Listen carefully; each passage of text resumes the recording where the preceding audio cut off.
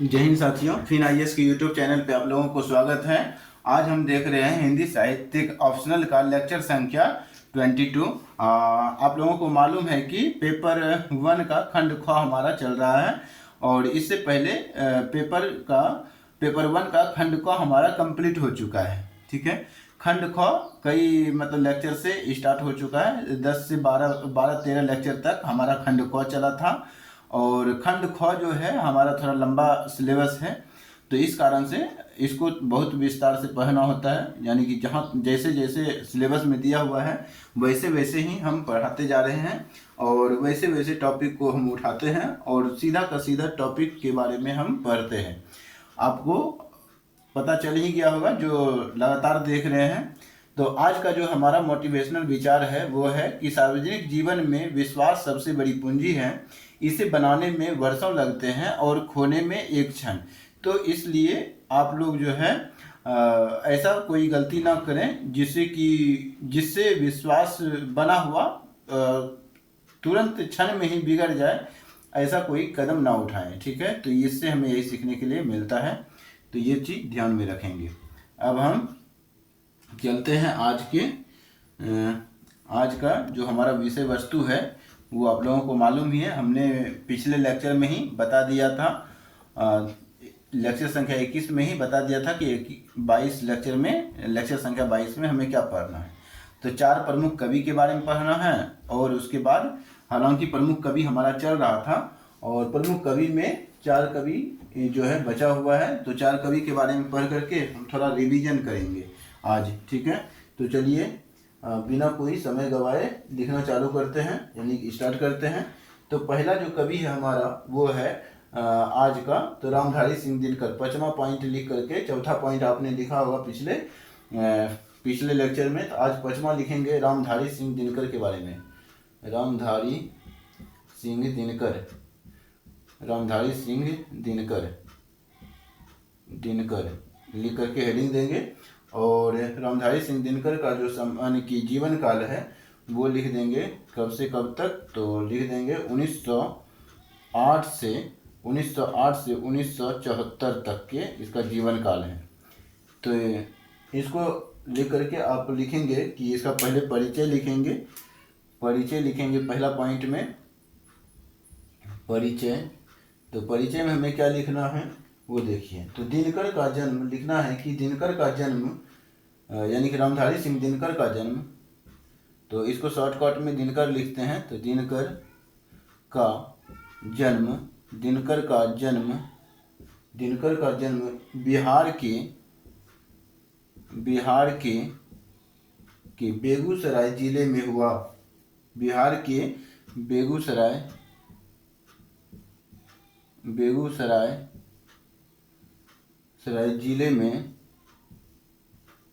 जिले में हुआ। बेगूसराय जिले में हुआ। वे हिंदी के राष्ट्र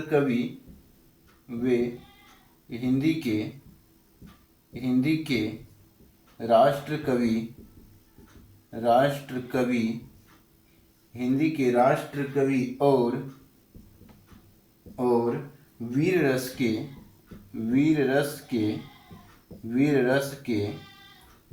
के सर्वश्रेष्ठ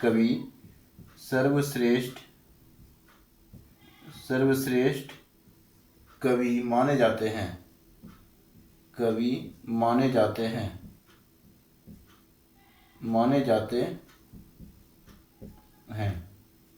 ये हो गया पहला पॉइंट हमारा।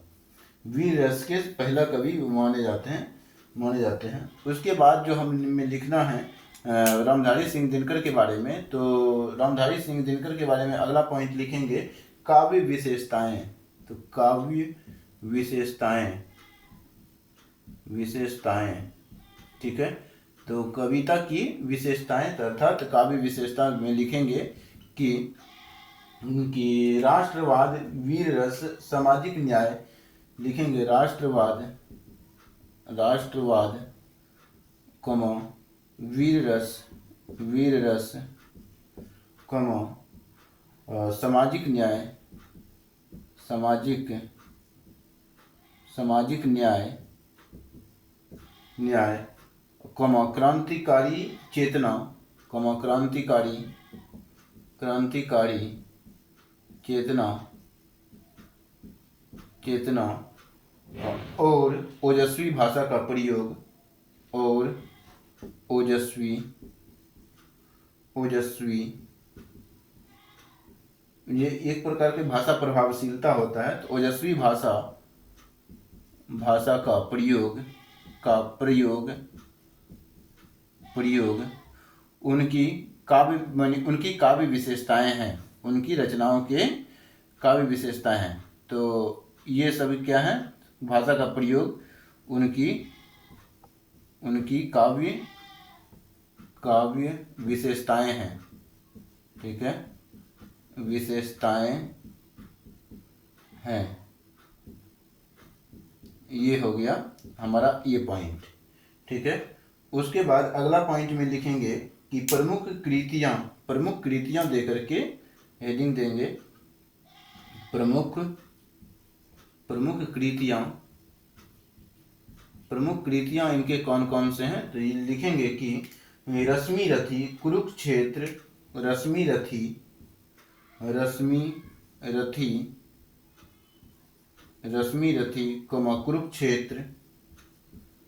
कुरुक्षेत्र यही होगा, ठीक है, यही है, मतलब एक होता है, ऐसे ही सही होगा, ठीक है। तो कुरुक्षेत्र अक्षर ही साउंड आ रहा है, तो इसलिए कुरुक्षेत्र लिखेंगे, उर्वशी,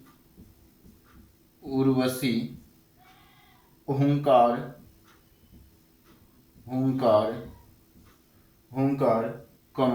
परशुराम की प्रतीक्षा, या और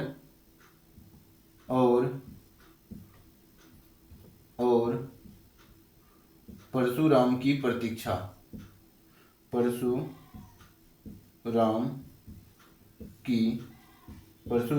प्रतीक्षा,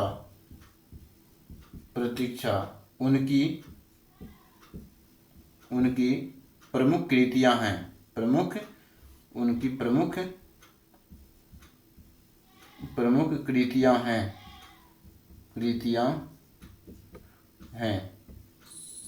ये हो गया रामधारी सिंह दिनकर की प्रमुख कृतियां।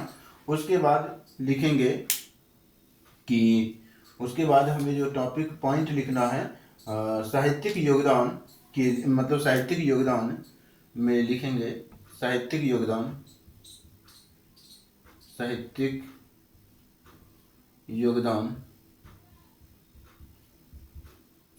योगदान में लिखेंगे कि रामधारी सिंह दिनकर को साहित्यिक योगदान में, मतलब कि ज्ञानपीठ पुरस्कार और उर्वशी के लिए, मतलब ज्ञानपीठ पुरस्कार, या फिर ऐसे भाषा को फ्रेमिंग करेंगे, मतलब शब्दों की फ्रेमिंग कैसे करेंगे तो देखते हैं, थोड़ा हम लिखते हैं तब आपको मालूम चल जाएगा। देखिए, तो साहित्यिक योगदान में लिखेंगे कि रामधारी सिंह दिनकर को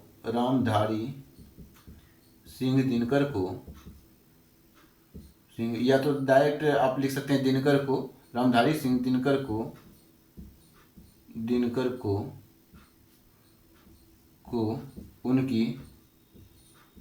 उनकी साहित्यिक योगदान के लिए,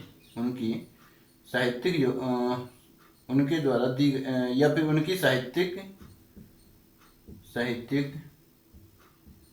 योगदान के लिए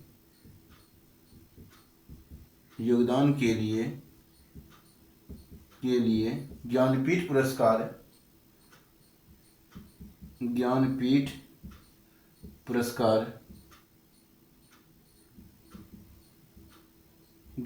पुरस्कार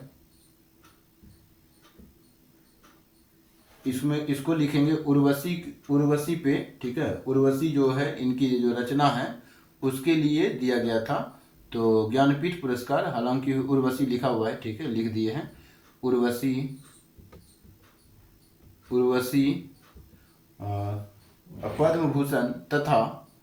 पद्म भूषण उर्वशी, मतलब ज्ञानपीठ पुरस्कार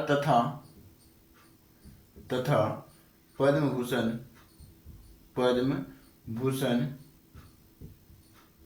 पद्म भूषण ये अन्य रचनाओं के लिए दिया गया था, मतलब कि अन्य सभी साहित्यिक योगदान के लिए दिया गया था। तो पद्म भूषण दिया गया था। तो मतलब ये किस लिए दिया गया? साहित्यिक योगदान के लिए 2 पुरस्कार इनको मिला। एक तो मिला क्या, तो ये डायरेक्ट है उर्वशी के लिए, इनकी रचना जो है उर्वशी है उसके लिए ज्ञानपीठ पुरस्कार दिया गया। और पद्म भूषण जो दिया गया अन्य सभी रचनाओं को मिला करके मतलब उनका जो साहित्यिक योगदान रहा उसके लिए इनको अन्य पुरस्कार के रूप में पद्म भूषण दिया गया था। ठीक है, तो इसको लिख लेंगे।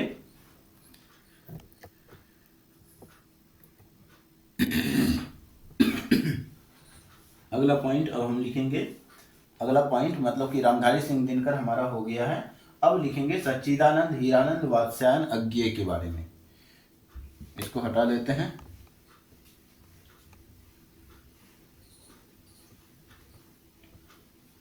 ये 5वां कवि हो गया है हमारा। आज का जो दूसरा कवि है अर्थात 6ठा नंबर का, वो हो जाएगा सच्चिदानंद हीरानंद वात्स्यायन अज्ञेय। मतलब कि पूरा नाम जो है सच्चिदानंद हीरानंद वात्स्यायन अज्ञेय है, लेकिन इसको प्रसिद्धि जो मिला हुआ है अज्ञेय के नाम से मिला हुआ है, तो इसलिए ज़्यादा से ज़्यादा यूज होता है अज्ञेय। लेकिन पूरा नाम की बात करें तो सच्चिदानंद हीरानंद वात्स्यायन अज्ञेय है। तो इसको हम लिखेंगे, पूरा नाम लिखेंगे कि 6ठा नंबर। ठीक है, सच्चिदानंद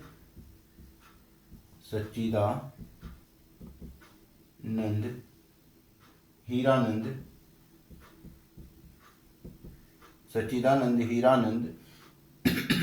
वात्स्यायन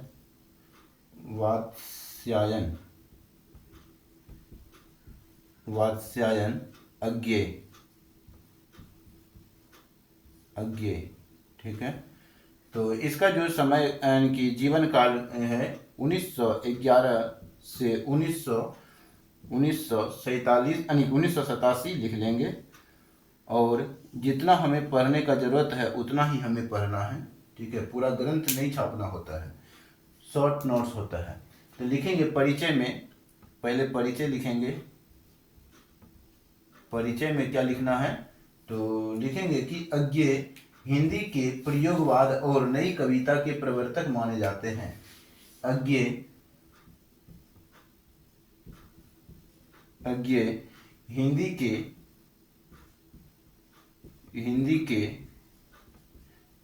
प्रयोगवाद और नई कविता के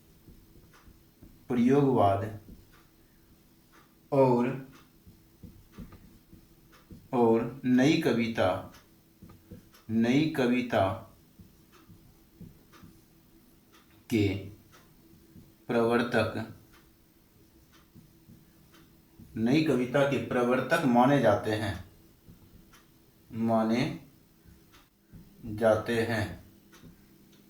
ठीक है, माने जाते हैं। थोड़ा सा समय देंगे।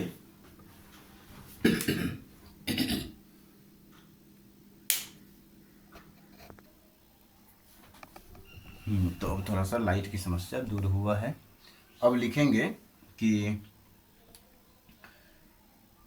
तो हम क्या लिख रहे थे कि अज्ञेय हिंदी के प्रयोगवाद और नई कविता के प्रवर्तक माने जाते हैं, ये लिखना है। उसके बाद इनके जो है काव्य विशेषताएं लिखेंगे। ठीक है, परिचय में इतना ही लिखना है। उसके बाद लिखेंगे काव्य विशेषताएं। काव्य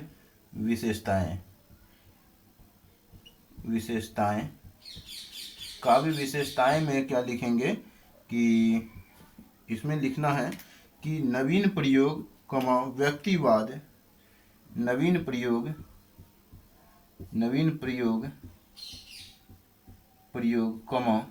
व्यक्तिवाद,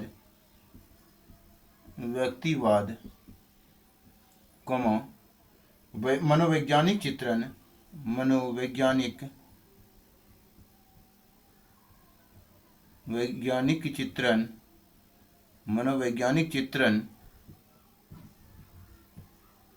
मनोवैज्ञानिक चित्रण, प्रतीक एवं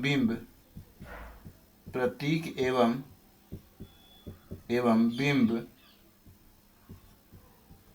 बिंब तथा तथा आधुनिक चेतना का प्रयोग, आधुनिक चेतना का प्रयोग उनकी कविताओं का, चेतना का प्रयोग उनकी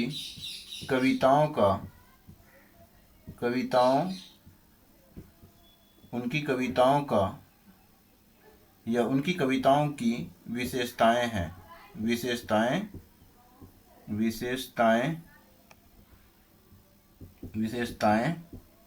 हैं।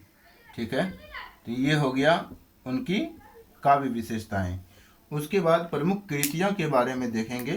तो प्रमुख कृतियां के बारे में लिखेंगे कि प्रमुख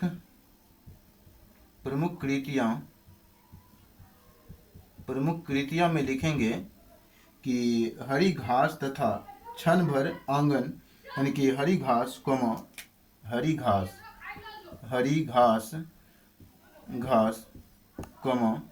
हरी घास पर क्षण भर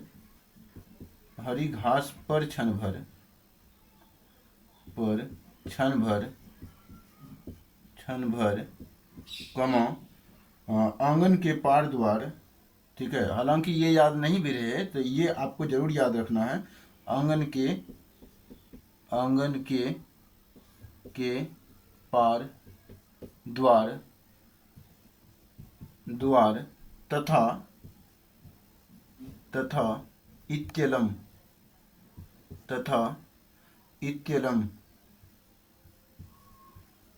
ये दो तो कम से कम जरूर याद रखना है। इत्यलम उनकी प्रमुख कृतियां हैं। ठीक है, उनकी प्रमुख कृतियां हैं। उसके बाद साहित्यिक योगदान लिखेंगे। लास्ट पॉइंट, साहित्यिक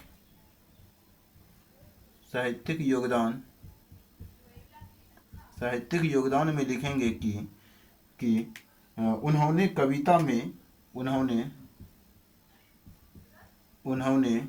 या डायरेक्ट नाम लिख करके लास्ट में नाम भी लिख सकते हैं कि अज्ञेय ने लिखेंगे। थोड़ा सा मिटा लेते हैं पहले।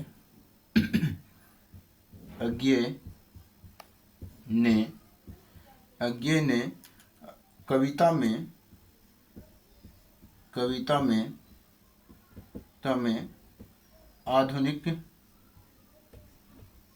आधुनिक शिल्प। ठीक है, शिल्प मतलब होता है बात को कहने की अदा। ठीक है, शिल्प का मतलब होता है कि किस अदा से बात को कही गई है। ठीक है, और शिल्प प्रतीक। प्रतीक का अर्थ होता है कि किस ओर इशारा किया गया है। प्रतीक और नई अभिव्यक्ति और नई अभिव्यक्ति का अर्थ होता है कि बात को मतलब कि नई अभिव्यक्ति का मतलब बात को समझाने का नया तरीका। ठीक है, अब नई अभिव्यक्ति का मतलब होता है कि बताने का एक प्रकार का, जैसे कि हो गया ये होता है शिल्प, मतलब हो गया कि बात को कहने की अदा। ठीक है, किस अदा से बात को कही गई है, तो वो हो गया शिल्प। ठीक है, और अभिव्यक्ति में हो गया क्या, तो अभिव्यक्ति हो जाता है कि आप जो समझाना चाह रहे हैं तो उसको समझाने का नया तरीका क्या है। ठीक है, तो वो यहाँ पे अभिव्यक्ति, जैसे कि भाषा की परिभाषा पढ़े होंगे तो वहाँ पे भाषा क्या है, तो अपने मन के विचारों को, है ना, दूसरों के सामने प्रकट करना। ठीक है, दूसरों के सामने प्रकट करना, ये क्या है, तो ये भाषा है, भाषा की परिभाषा है। यहाँ पे व्याकरण की अगर परिभाषा की बात करें तो व्याकरण उस शास्त्र को कहते हैं जिसके द्वारा मनुष्य किसी भी भाषा को शुद्ध लिखना और पढ़ना सीखता है। ये पढ़ा था, तो वहाँ पे जब भाषा की परिभाषा में अभिव्यक्ति पढ़ा था, किसी भाषा यानी कि अपने मन के विचारों या भावों को अभिव्यक्त, तो अभिव्यक्ति वही हुआ। तो अभिव्यक्त करने का मतलब हुआ कि आप कैसे चीज़ों को समझाना चाह रहे हैं। ठीक है, तो समझाने का एक नया तरीका ढूंढा। ठीक है, तो यहाँ पे नई अभिव्यक्ति नई अभिव्यक्ति का विकास किया, नई अभिव्यक्ति का विकास किया। ठीक है, तो ये हो गया हमारा साहित्यिक योगदान। तो ये हो गया हमारा सच्चिदानंद धीरानंद वात्स्यायन अज्ञेय का पूरा परिचय। तो मतलब पूरा मतलब की जानकारी, मतलब पूरा जितना हमें पढ़ना था उतना हमने जान लिया है सच्चिदानंद धीरानंद वात्स्यायन अज्ञेय को। ठीक है ना। अब थोड़ा सा लाइट तो ज़्यादा तो नहीं है, ज़्यादा होता है तो भी दिक्कत होता है, कम हो अभी तो ठीक है, बिल्कुल सही है। ठीक है।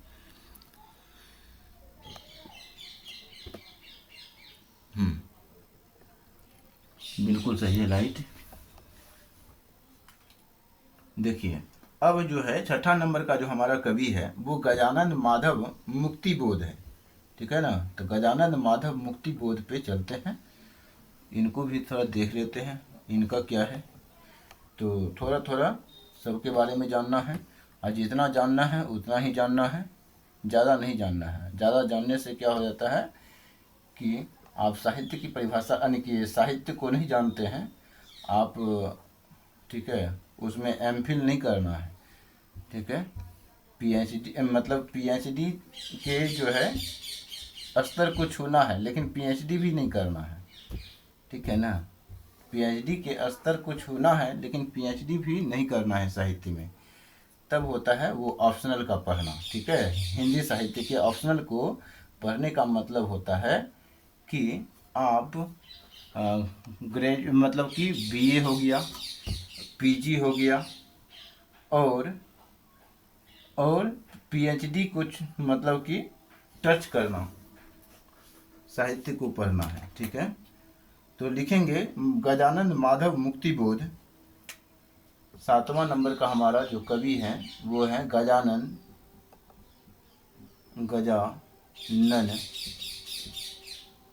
गजानन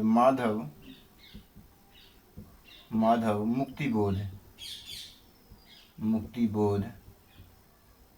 गजानन माधव मुक्तिबोध में लिखेंगे 1917 से 1964 इसका जो है जीवन काल है। तो 1917 से 1964 है। पहला पॉइंट में परिचय में लिखेंगे, परिचय में हमें जो लिखना है वो लिखना है कि मुक्तिबोध हिंदी की नई कविता के मुक्तिबोध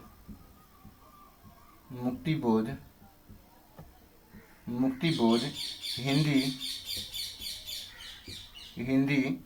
की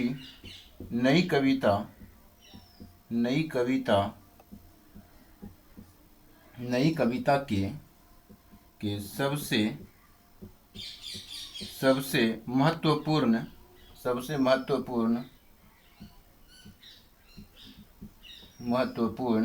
कवियों में से एक थे। ठीक है, महत्वपूर्ण कवियों में से एक माने जाते हैं।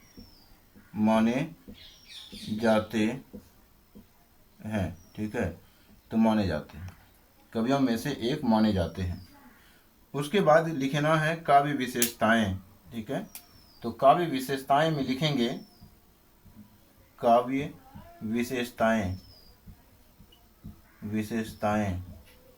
विशेषताएं में हमें जो लिखना है वो लिखना है कि सामाजिक यथार्थ। लिखेंगे सामाजिक यथार्थ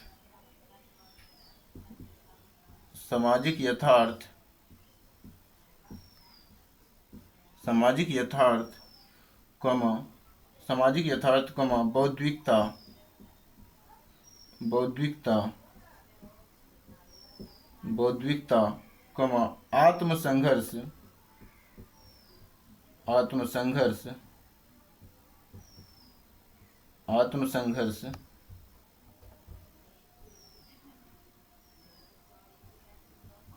आत्मसंघर्ष अन्याय के विरुद्ध आवाज अन्याय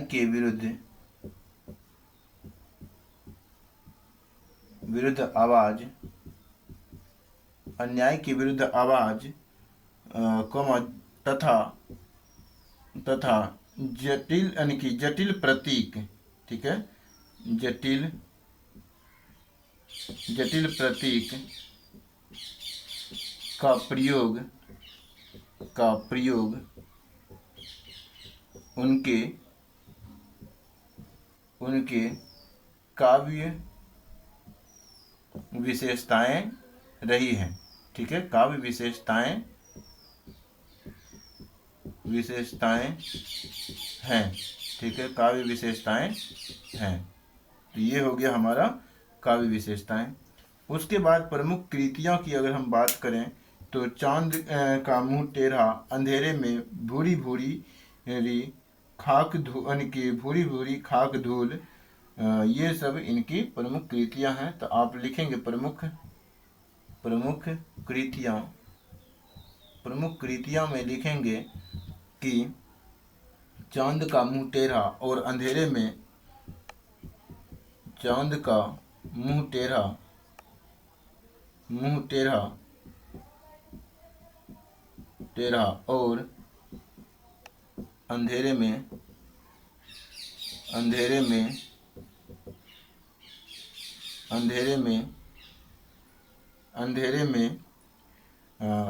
और अंधेरे में उनकी प्रमुख कृतियां हैं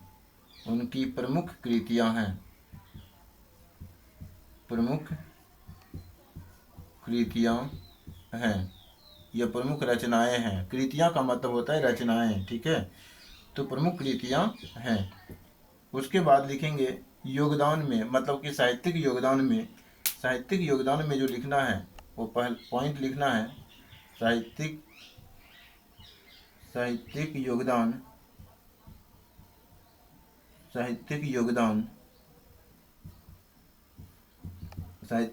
में लिखना है कि उन्होंने आधुनिक मनुष्य के संकट, मतलब गजानन माधव मुक्तिबोध ने आधुनिक मानव के, तो मुक्तिबोध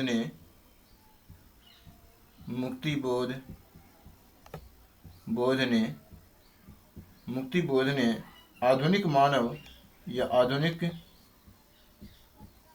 मनुष्य के संकट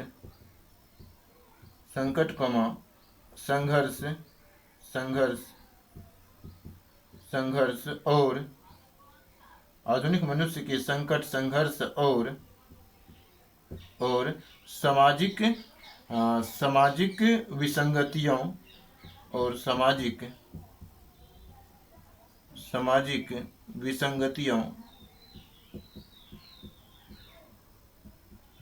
विसंगतियों को गहराई से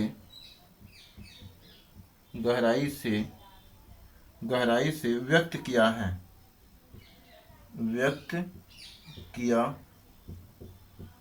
है, ठीक है, व्यक्त किया है। ये हो गया हमारा गजानन माधव मुक्तिबोध के बारे में महत्वपूर्ण जानकारियाँ। अब जो है लास्ट है नागार्जुन, ठीक है, तो लास्ट पॉइंट क्या है, तो नागार्जुन है। इसको पढ़ करके थोड़ा सा हम रिवीजन कर लेंगे, उसके बाद लेक्चर को समाप्त कर देंगे, ठीक है। तो लिखेंगे गजानंद यानी कि गजानन माधव मुक्तिबोध के बाद नागार्जुन के बारे में।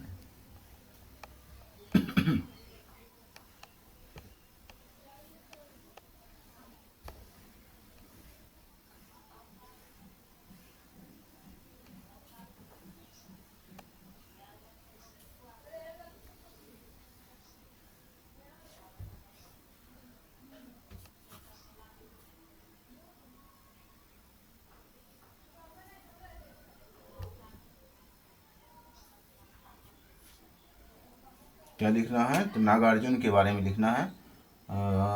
यहाँ पे पॉइंट हो जाएगा 8वां नंबर, ठीक है, 7 नंबर तक हमने देखा। 8वां नंबर में लिखेंगे नागार्जुन।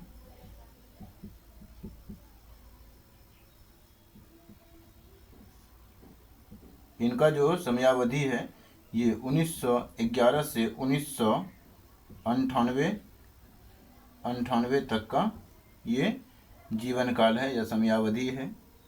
तो इसमें लिखेंगे, पहला परिचय लिखेंगे। परिचय में लिखना है कि नागार्जुन का वास्तविक नाम वैद्यनाथ मिश्र था। नागार्जुन का वास्तविक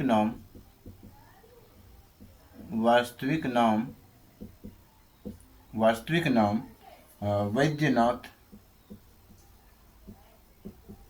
वैद्यनाथ था।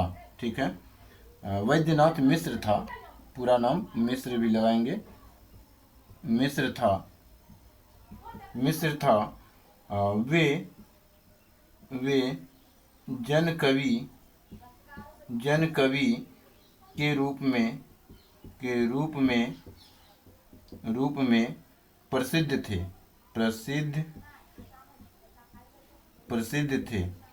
या प्रसिद्ध हैं। ठीक है, अभी भी प्रसिद्ध हैं जन कवि के रूप में। कवि कभी मरता नहीं है। ठीक है, उनकी रचनाओं के माध्यम से उनकी रचनाएं उन्हें क्या करती हैं, जिंदा रखे रहती हैं। ठीक है, तो ये प्रसिद्ध हैं। उसके बाद लिखेंगे कि काव्य विशेषताएं, हेडिंग देंगे काव्य विशेषताएं। काव्य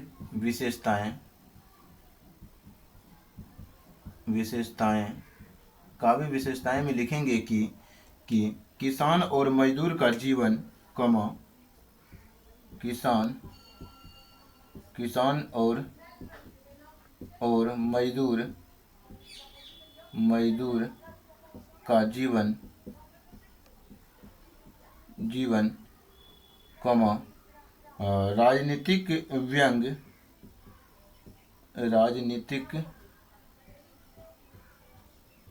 राजनीतिक व्यंग, जनभाषा का प्रयोग, मतलब कि जनता जो भाषा समझ सके। ठीक है, तो जनभाषा का प्रयोग,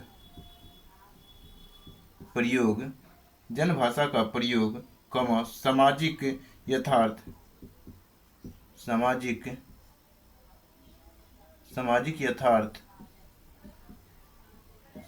यथार्थ, तथा जन चेतना, जनवादी चेतना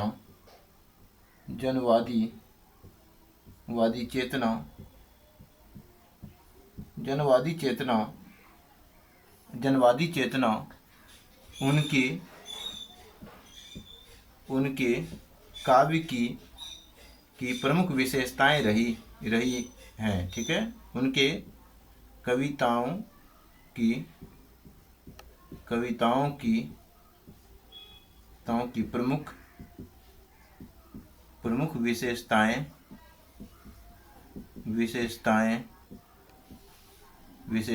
हैं। ठीक है, तो ये लिख देंगे, प्रमुख विशेषताएं हैं। और उसके बाद लिखेंगे प्रमुख कृतियां देके हेडिंग देंगे। प्रमुख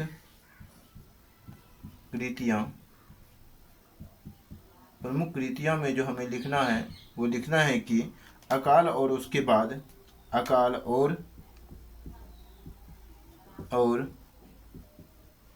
उसके बाद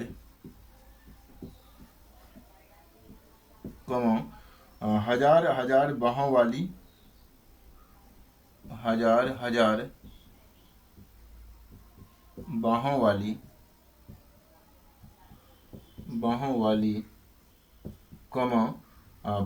या तथा पत्रहीन नग्न गाछ। ठीक है, पत्रहीन यानी कि पत्ता से हीन, पत्रहीन नग्न गाछ उनकी प्रमुख कृतियां हैं। ठीक है, उसके बाद साहित्यिक योगदान देके हेडिंग देंगे और लिखेंगे साहित्यिक योगदान में क्या लिखना है, तो लिखना है कि उन्होंने आम जनता के दुख दर्द अर्थात नागार्जुन नागार्जुन जुन आम जनता के नागार्जुन आम जनता के दुख दर्द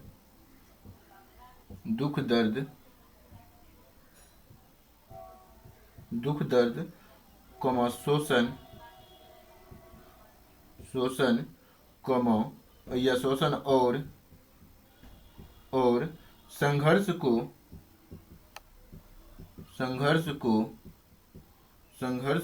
सरल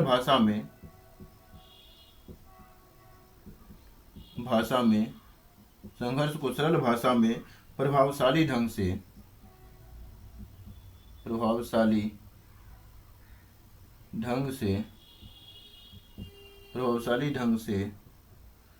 से प्रस्तुत किया।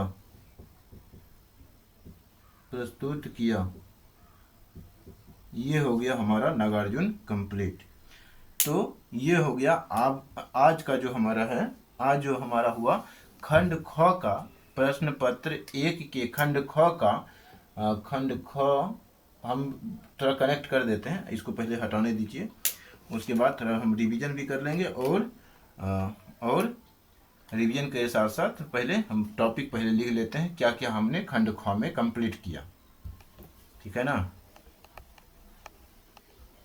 खंड क का भी हमने रिवीजन किया था पूरा, खंड ख का भी रिवीजन करेंगे, लेकिन ये थोड़ा बीच में भी हमको रिवीजन करना पड़ेगा क्योंकि खंड ख जो है बहुत बड़ा टॉपिक है, इस कारण से थोड़ा बीच में रिवीजन करना बनता है। जब तक रिवीजन नहीं होगा तब तक माइंड में कनेक्टिविटी नहीं बनेगा। कनेक्टिविटी बनाने के लिए रिवीजन बहुत ज़रूरी है।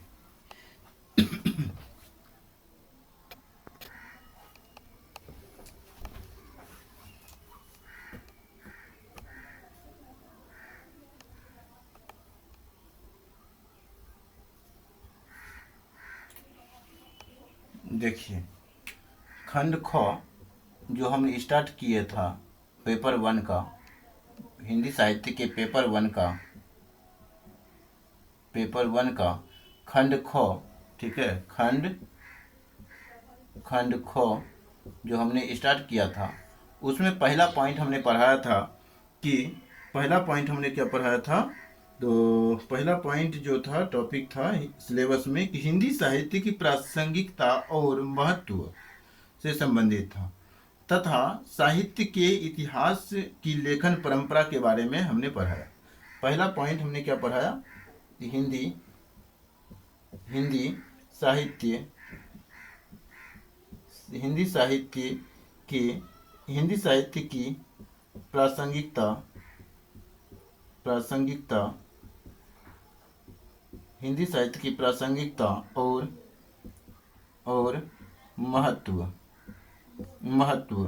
हिंदी साहित्य की प्रासंगिकता और महत्व तथा हिंदी साहित्य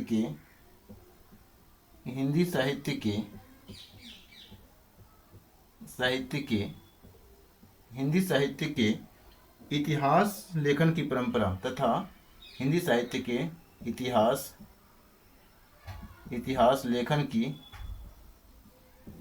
लेखन की परंपरा, इस पे हमने चर्चा कर लिया है। इसको ख़त्म करने के बाद हम दूसरा जो टॉपिक हमने स्टार्ट किया था, दूसरा टॉपिक में सिलेबस में था कि हिंदी साहित्य के इतिहास के निम्नलिखित 5 कालों या 4 कालों की साहित्यिक प्रवृत्तियाँ, हालांकि 4 काल हैं लेकिन हमने 5 काल को शामिल किया था जो कि आधुनिक हिंदी कविता की प्रमुख मुख्य प्रवृत्तियों को भी हमने शामिल किया था। ठीक है, क्योंकि उससे भी प्रश्न पूछा जाता है। तो लिखा था कि हिंदी साहित्य के इतिहास हिंदी साहित्य के इतिहास के निम्नलिखित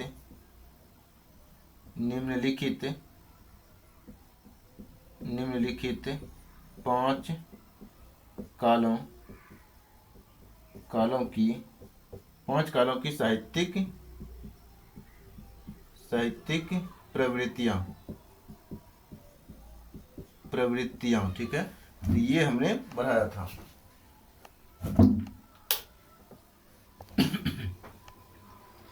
तो इसमें जो है 5 काल में क्या क्या पढ़ाया था, तो आदि काल के बारे में हमने पढ़ाया था। पहला पॉइंट यानी कि इसमें जो है साहित्यिक प्रवृत्तियाँ, पहले तो हम इसके बारे में जान लिए थे 5 कालों की साहित्यिक प्रवृत्तियाँ।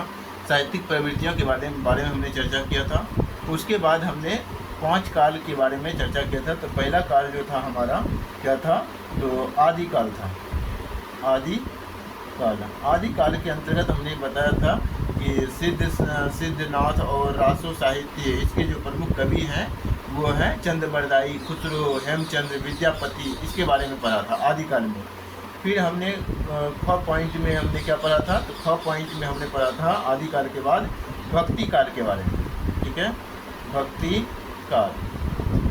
भक्ति काल के बारे में हमने पढ़ा था कि संत काव्य धारा, सूफी काव्य धारा, कृष्ण भक्ति धारा, राम भक्ति धारा, ये जो है यानी कि 4 भक्ति धारा के बारे में पढ़े थे। संत भक्ति धारा, सूफी भक्ति धारा, कृष्ण भक्ति धारा और राम भक्ति धारा, 4 भक्ति धारा के बारे में हमने पढ़ाया था। और ये जो भक्ति काल के जो है प्रमुख कवि की अगर हम बात करें तो कबीर, जायसी, तुलसी के बारे में हमें इसमें पढ़ना था, तो वो भी हमने पढ़ लिया है। उसके बाद अगला जो हमारा कवि था, अगला जो हमारा पॉइंट था ग नंबर में रीति काल था, ठीक है। रीति काल की अगर हम बात करें तो रीति काल में जो हमारा पॉइंट था यानी कि पढ़ने वाला जो सिलेबस था कि रीति काल, रीतिबद्ध काव्य यानी रीति काव्य, रीतिबद्ध काव्य, रीति मुक्त काव्य, ये 3 काव्य यानी कि रीति काव्य, रीतिबद्ध काव्य, रीति मुक्त काव्य, ये 3 काव्य पढ़ना था। और इसके जो प्रमुख कवि जो है रीति काल के जो प्रमुख कवि हैं वो है केशव हैं, बिहारी हैं, पद्माकर हैं, घनानंद हैं, जिसके बारे में हमने एक एक करके पढ़ा था, मतलब विस्तार से इसके बारे में भी हमने पढ़ लिया है। उसके बाद आता है घ नंबर में आधुनिक काल, ठीक है। आधुनिक काल, ये घ नंबर में पॉइंट में हमने पढ़ाया था आधुनिक काल।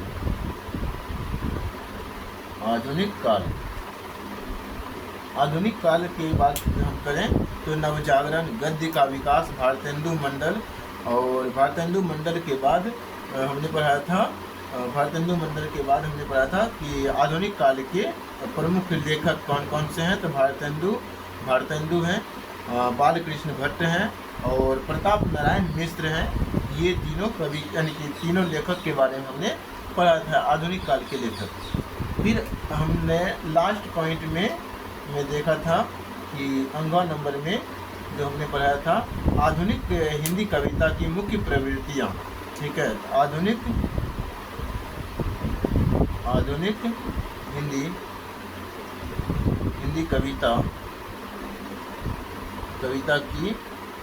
कविता की मुख्य प्रवृत्तियाँ, इसमें जो हमने पढ़ा था इसके बारे में पढ़ा था छायावाद, प्रगतिवाद, प्रयोगवाद, नई कविता, नवगीत, समकालीन कविता और जनवादी कविता। हालांकि ये भी हमारा सिलेबस का ही पार्ट था, ठीक है, तो इसको भी हमने शामिल किया था। तो यहाँ पे इसमें हमने क्या पढ़ा था, तो इसमें हमने बताया कि इसमें जो हमने पढ़ा था छायावाद, प्रगतिवाद, प्रयोगवाद, नई कविता, नवगीत, समकालीन कविता और जनवादी कविता के बारे में पढ़ाया था, पढ़ना था, तो इसको भी हमने पढ़ लिया है। और इसके बाद जो है इसके जो प्रमुख कवि हैं मैथिली शरण गुप्त, जयशंकर प्रसाद, सूर्यकांत त्रिपाठी निराला, महादेवी वर्मा जो है यानी कि पिछले लेक्चर में, हालांकि इसमें जो पढ़ना है महादेवी वर्मा के बाद रामधारी सिंह दिनकर, सच्चिदानंद हीरानंद वात्स्यायन अज्ञे, गदानंद माधव मुक्तिबोध और नागार्जुन, जो कि हमने 4 कवि के बारे में जो भी हमने नाम लिया, रामधारी सिंह दिनकर, सच्चिदानंद हीरानंद वात्स्यायन अज्ञे और गजानंद माधव मुक्तिबोध और नागार्जुन, ये 4 कवि हमने आज पढ़ा और इसके पीछे हमने सभी को पढ़ लिया है, कंप्लीट कर लिया है। अब जो है हमारा जो तीसरा पॉइंट स्टार्ट होगा, वो तीसरा पॉइंट का सिलेबस हम लिख देते हैं और हम कोशिश करेंगे कि हिंदी साहित्य की प्रासंगिकता, चलिए कोई बात नहीं, आज हम इसका ही रिवीजन कर लेते हैं। थोड़ा इसका ये हम सिलेबस को कनेक्ट कर दिए अब हम इसका थोड़ा रिवीजन करने जा रहे हैं, ठीक है। रिवीजन करने जा रहे हैं, थोड़ा ध्यान से सुनना है, ठीक है ना।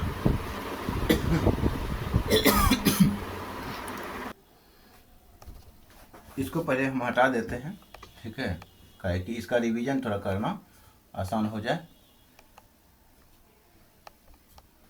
देखिए, इसमें जो हमने हेडिंग बनाया था, क्या क्या हेडिंग बनाया था, इसमें हम हेडिंग बनाया था भूमिका, भूमिका, ठीक है।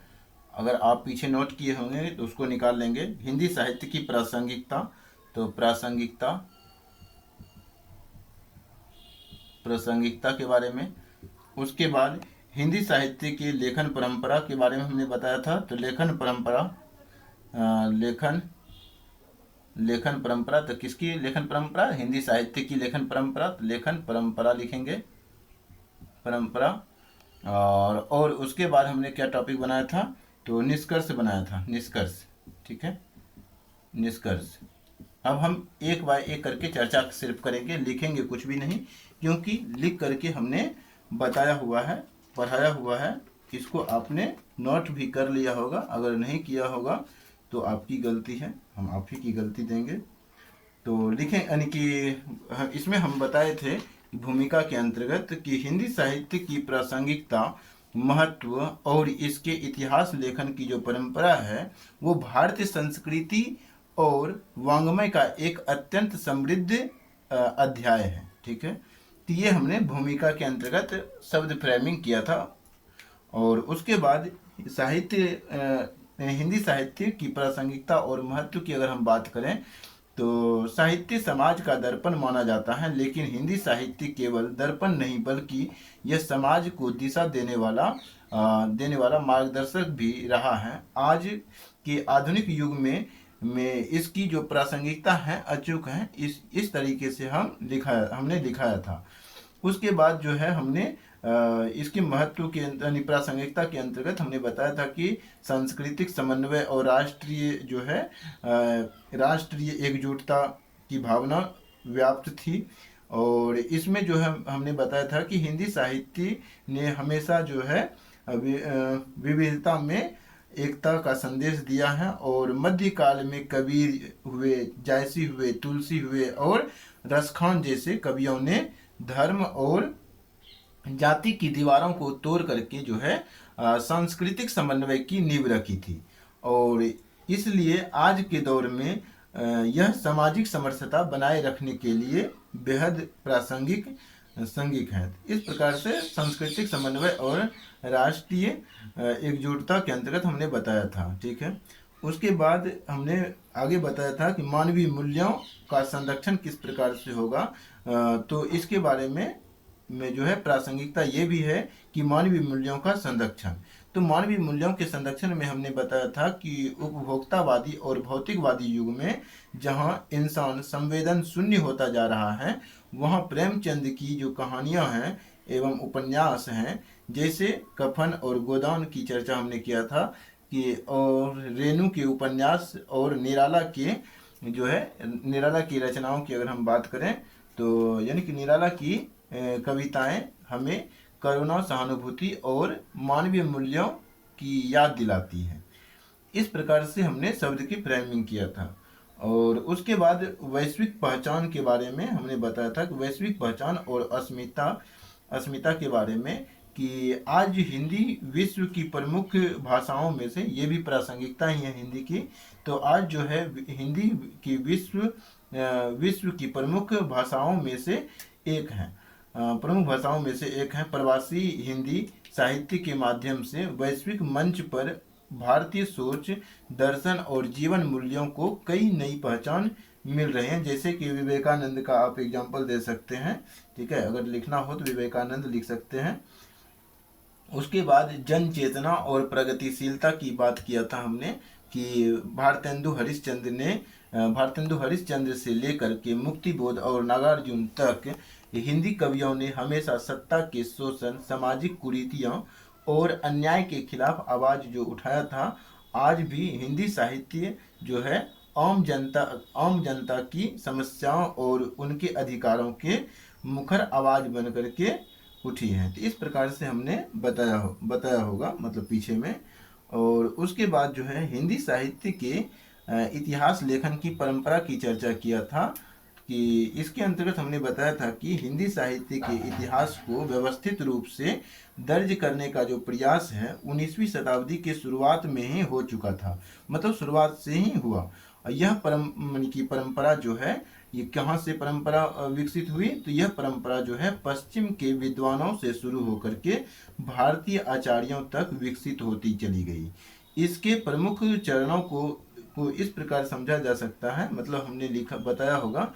और इसमें क ख ग पॉइंट के बारे में हमने बताया था कि पहला पॉइंट में जो हमने बताया था कि प्रारंभिक प्रयास अर्थात शुरुआती प्रयास इसमें क्या हुआ था कि इतिहास ग्रंथ लिखे जाने से पहले जो है कुछ ऐसी रचनाएं मिलती हैं जिसमें कवियों का जो है परिचय था, कवियों का परिचय था, जैसे कि गोकुलनाथ की 84 वैष्णव की वार्ता और नाभादास की भक्तमाल। लेकिन इसमें भी काल विभाजन और वैज्ञानिक पद्धति का अभाव था।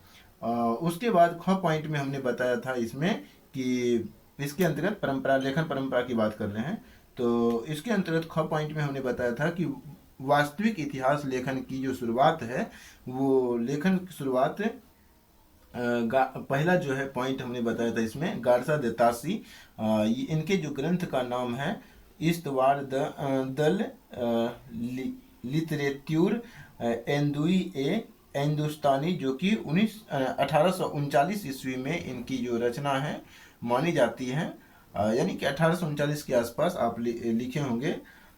उसके बाद जो है मुख्य विशेषताओं की हमने इसमें चर्चा किया था गारसा दे तासी के, कि यह जो है पहला प्रयास मतलब इनका जो है पहला प्रयास था कि फ्रांसीसी, ये जो है गारसा दे तासी जो है फ्रांसीसी विद्वान रहे और उन्होंने वर्णानुक्रम मतलब वर्ण के अनुसार अर्थात अल्फाबेटिकल क्रम में मानी कि वर्णानुकरण पद्धति का जो है प्रयोग किया था जिसमें काल विभाजन नहीं था। फिर भी यह प्रस्थान बिंदु माना जाता है, मतलब शुरुआती बिंदु ये माना जाता है गारसा दे तासी का प्रयास। उसके बाद शिव सिंह सेंगर के बारे में बताया था कि इन्होंने शिव सिंह सरोज नाम की रचना लिखा था, जो कि भारतीय विद्वान द्वारा लिखा गया पहला इतिहास ग्रंथ माना जाता है, मतलब साहित्य संबंधित जो है पहला इतिहास ग्रंथ माना जाता है, जिसमें लगभग 1000 कवियों का जो है परिचय देखा जाता है। लेकिन वैज्ञानिकता की इसमें भी कमी है, मतलब कि वैज्ञानिकता की जो है इसमें भी कमी मानी जाती है। और उसके बाद जॉर्ज गियर्सन का नाम आता है तीसरा नंबर पे। इसने the modern vernacular literature of Hindustan, जो कि 1888 में पब्लिश हुआ था, इसको लिखा। इसे जो है इसी को जो है यानी कि जॉर्ज गियर्सन की जो रचना है the modern vernacular literature of Hindustan, इसे ही सच्चा प्रथम इतिहास ग्रंथ मतलब साहित्यिक इतिहास ग्रंथ माना जाता है। और गियर्सन ने ही पहली बार कवियों का जो है कालक्रमानुसार वर्गीकरण किया और भक्ति काल को हिंदी साहित्य का स्वर्ण युग घोषित किया था इन्होंने ही। तो ये हो गया जॉर्ज गियर्सन के बारे में। फिर है मिस्र बंधु के बारे में।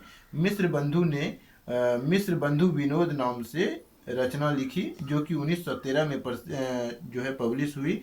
और इनमें जो है 3 भाइयों यानी कि गणेश बिहारी, श्याम बिहारी और सुखदेव बिहारी द्वारा लिखित इनमें लिखित है। यानी कि मिस्र बंधु मतलब तीनों भाई, मिस्र का मतलब होता है तीनों मिला करके, तो तीनों भाई मिल करके मिस्र बंधु विनोद जो है रचना लिखी गई थी।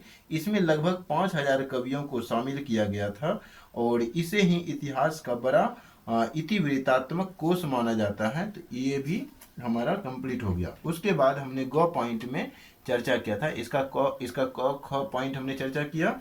उसके बाद ग पॉइंट में हमने बताया था कि प्रौढ़ और वैज्ञानिक काल भी इसमें आता है, जिसे कि स्वर्ण युग माना जाता है। कि इसी के अंतर्गत हमने बताया था कि मिस्र बंधुओं के बाद हिंदी साहित्य के इतिहास लेखन को सबसे प्रामाणिक और वैज्ञानिक की दिशा मिली थी और आचार्य रामचंद्र शुक्ल हिंदी साहित्य का इतिहास 1929 में जो लिखा था, और शुक्ल जी का इतिहास ग्रंथ आज भी हिंदी साहित्य का लाइट हाउस माना जाता है, ये हमने बताया होगा। ठीक है, उन्होंने जो है यानी कि उन्होंने विधेयवादी पद्धति, जिसमें कि विधेयवादी पद्धति में क्या होता है कि युगीन परिस्थितियां और प्रवृत्तियों को प्रधानता दी जाती है, तो इस प्रकार का प्रयोग किया था।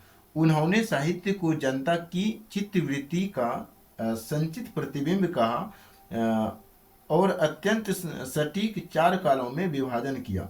एक वीर गाथा काल जो कि आदि काल कहा जाता है, दूसरा भक्ति काल जो कि पूर्व मध्यकाल के रूप में जाना जाता है, रीति काल के रूप में उत्तर मध्यकाल, और गद्य काल यानी कि आधुनिक काल के रूप में जाना जाता है, जिसके बारे में हमने दूसरा पॉइंट में पढ़ा था। ठीक है, और उसके बाद आचार्य हजारी प्रसाद द्विवेदी के बारे में बताया था कि द्विवेदी जी ने शुक्ल जी की कई मान्यताओं को चुनौती दिया था। उन्होंने हिंदी साहित्य की भूमिका और हिंदी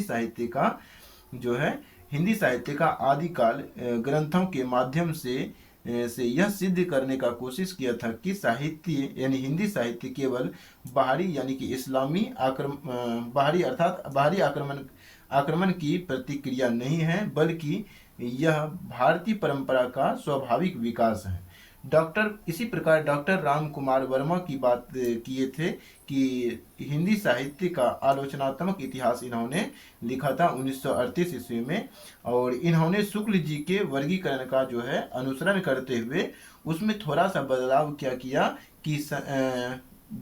किया कि इसमें जो है संधि काल तथा चारण काल का नाम दे दिया। ठीक है, और उसके बाद आधुनिक शोध की हम बात करते हैं, तो आधुनिक शोध में बाद के दिनों में डॉक्टर नागेंद्र यानी कि नगेंद्र हो गया, यानी संपादित ग्रंथ जो है इनके हैं, और डॉक्टर बच्चन सिंह हिंदी साहित्य का दूसरा इतिहास, और डॉक्टर रामस्वरूप चतुर्वेदी जो कि हिंदी साहित्य के संवेदना का विकास किया था, ने भाषा और संवेदना के स्तर पर इतिहास को नए दृष्टिकोण से देखा था। उसके बाद हमने निष्कर्ष की चर्चा किया था। निष्कर्ष के बारे में हमने क्या बताया था कि हिंदी जो है अर्थात हिंदी साहित्य का इतिहास लेखन केवल ये हम अब निष्कर्ष की चर्चा कर रहे हैं, तो हिंदी साहित्य का इतिहास लेखन केवल राजाओं या कवियों की सूची नहीं है, बल्कि यह बदलते हुए भारतीय समाज की मानसिक और सांस्कृतिक विकास की कहानी है। इसकी सांस्कृतिक विकास की कहानी है, और इसकी प्रासंगिकता आज के डिजिटल और वैश्विक युग में अपनी जड़ों से जुड़े रहने और मानवीय बने रहने के लिए सबसे ज़्यादा प्रखर है। ठीक है, तो इस प्रकार से हमारा पहला पॉइंट का रिवीजन भी कंप्लीट हो गया, और इसके अगले लेक्चर में हम दूसरे पॉइंट का रिवीजन करेंगे और इसके बाद सिलेबस की चर्चा करेंगे। पुनः अगला पॉइंट पढ़ने की ओर आगे बढ़ेंगे।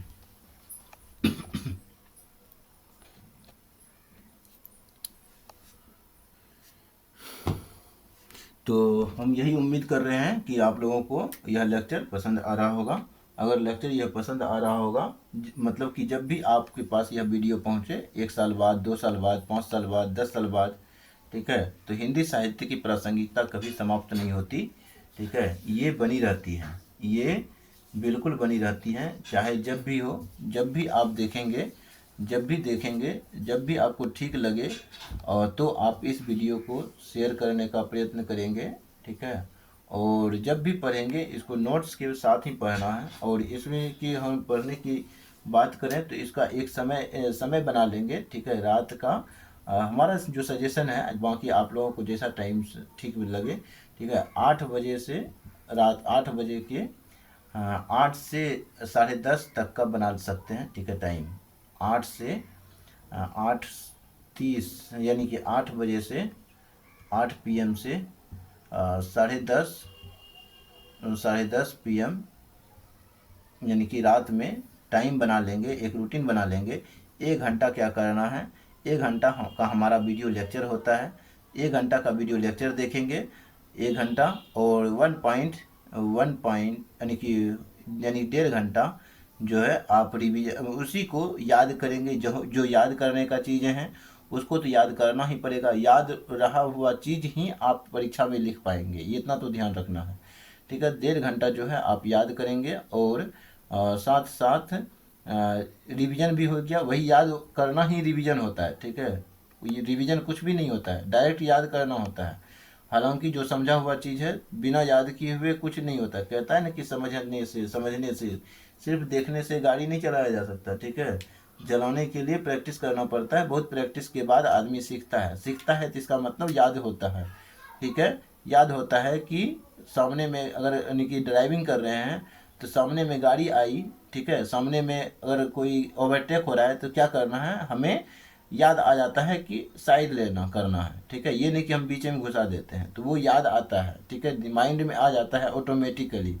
या आगे में गाड़ी आ रहा है तो ब्रेक दबाना है, आगे में गाड़ी अचानक रुक गई तो अचानक ब्रेक लगाना है, ये भी माइंड में याद आता है। ठीक है ना, तो इस कारण से यहाँ पे आप इस चीज़ को ध्यान में रखेंगे तो याद भी करना जो बहुत ज़रूरी है, केवल पढ़ने से नहीं होता है। ठीक है, पोथी पढ़ी पढ़ी जगमुआ पंडित भयानक होए, 2.5 आखर जो पढ़े 2.5 आखर प्रेम का, पढ़े सो पंडित होए, ये हुआ एक पंक्ति। और 2.5 अक्षर जो पढ़े सो ही पंडित होए, मतलब 2.5 अक्षर अच्छा से पढ़ना, प्रेम से पढ़ना, वही विद्वान कहलाता है। ठीक है, तो इसको आज हम समाप्त कर रहे हैं। इस लेक्चर को यहीं पे आप शेयर करेंगे, वीडियो को लाइक करेंगे और चैनल को सब्सक्राइब करके बेल आइकन को दबाना ना भूलिएगा। ठीक है ना, तभी ना आपके पास कोई भी वीडियो बनाएंगे, यानी कि कोई भी कभी लाइव ही आएंगे, वीडियो ही बनाएंगे, तो आपको मालूम चलेगा, तभी तो आप समय से कोई भी वीडियो देख पाएंगे। और नहीं तो पता चलेगा बेल आइकन अगर नहीं दबाते हैं, केवल सब्सक्राइब कर लेते हैं, तो होता क्या है कि वीडियो बन गया, यानी कि आप आज बनाए, आप देख रहे हैं 10 दिन के बाद पता चलता है कि फिर देखने का मन भी नहीं करता है। तो हालांकि जो जो अनुशासित हैं वो तो देखते ही रहेंगे। तो अब हम प्रवचन अपना यहीं पे समाप्त करते हैं। धन्यवाद।